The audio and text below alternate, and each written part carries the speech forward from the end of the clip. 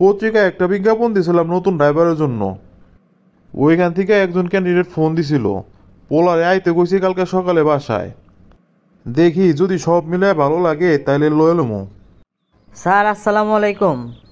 ওয়ালাইকুম আসসালাম। স্যার আমি শান্ত, কালকে আপনারে ফোন দিছিলাম ড্রাইভারের চাকরির জন্য।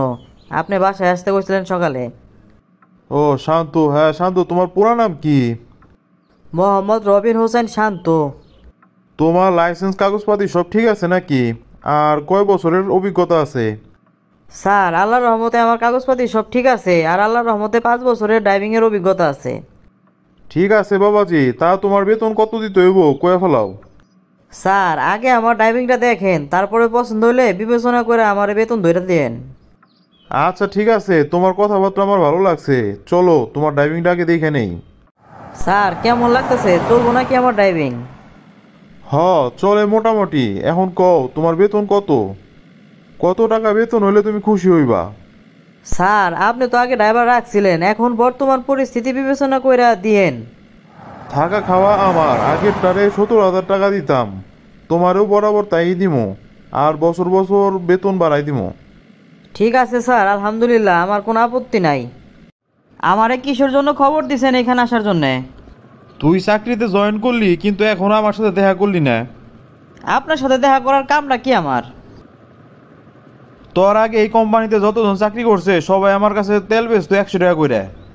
তুই তো এখনো আসলি না, যা যাবো কোম্পানির যাবো, মাঝখান থেকে তুই হলো বাম্পার। আল্লাহ আমারে মাফ করুক, আল্লাহ তালা যেন এই হারাম আমারে না খাওয়ায়। হালাল টাকা দিয়া শাক ভাত খামো, তাও এই হারাম টাকা দিয়া মাছ গোছ খামো না। এইরকম নীতি নিয়ে চললে জীবনে কিছু করতে পারবি না। জীবনে যদি ভালো কিছু করতে চাস তাহলে এই রাস্তায় আয়, তাইলে দেখবি অল্পতেই বাড়ি গাড়ির মালিক হয়ে যাবি। আর আমি তো কাউরে কিছু কমো না, তুই এইসব নিয়ে চিন্তা করিস না। আরে ভাই, উপরে আল্লাহ তো সব কিছু দেখতাছে, এক সময় এই সব কিছুর হিসাব দিতে হইব। ওরে বাবা রে, লেদা পোলার বুঝ দেখছাও নাকি?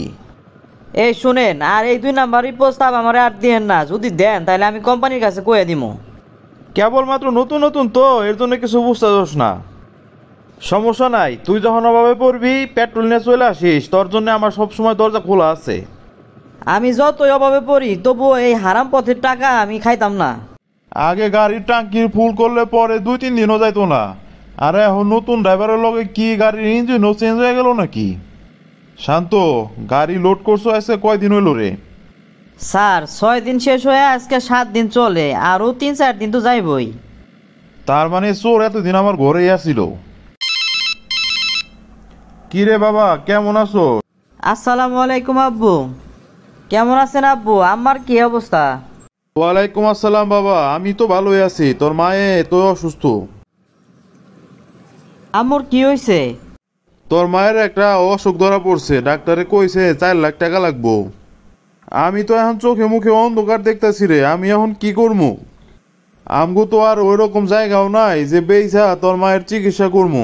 যেইটুকু বেতন পাই তা দিয়ে সংসারের খরচটা শুধু চলে। দরকার হইলে আমি আমার একটা কিডনি বেচা ফেলামো, তাও মায়ের চিকিৎসা করবো।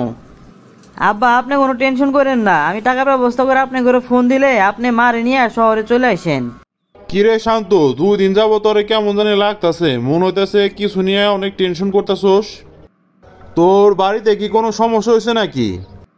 আমার মায়ের একটা রোগ ধরা পড়ছে, চিকিৎসা করতে 4 লাখ টাকা লাগবো। আমার তো জায়গা সম্পত্তি ওরকম কোনো কিছু নাই যে ওইটা বেচা মায়ের চিকিৎসা করবো। এর ভিতরে তোর কত ব্যবস্থা করা আছে? স্যার আমার কাছে পকেট খরচের টাকা ছাড়া আর কোনো টাকাই নাই। জীবনে তো কত টাকা কত জায়গায় খরচ করলাম, এরকম একটা সৎ পোলার যদি উপকার করতে পারি তাহলে আল্লাহ তাআলা অনেক খুশি হইব। আচ্ছা তুই কোনো চিন্তা করিস না, তোর মায়ের তুই ঢাকা নিয়ে আয়, তোর মায়ের চিকিৎসা করতে যত টাকা লাগে সব আমি দিমু। স্যার আপনার এই উপকারের কথা আমি জীবনেও ভুলবো না। আল্লাহ তাআলার কাছে দোয়া করি আল্লাহ তাআলা আপনার মঙ্গল করুক। আর প্রতি মাসের বেতনে থেকে এই টাকাটা কাইটা রাখেন। আমি কি টাকা এগুলা তোরে কাইটে রাখার জন্য দিমু নাকি? তোর মায়ের জায়গায় যদি আমার মায়ের অসুস্থ হইতো তাহলে কি আমি আমার মায়ের চিকিৎসা করাইতাম না? তুই এত কথা কইস না, তুই তোর মায়ের ঢাকায় আনার ব্যবস্থা কর। ঠিক আছে স্যার, আব্বুরে আমি আজকেই ফোন দিয়ে কমু আম্মুরে ঢাকায় নিয়ে আসার জন্য। প্রিয় বন্ধুরা, আপনারা লাইক, কমেন্ট ও শেয়ার করে আমাদের পাশে থাকুন। আপনাদের একটি লাইক ও কমেন্ট আমাদের নতুন ভিডিও বানাতে অনেক উৎসাহ যোগায়।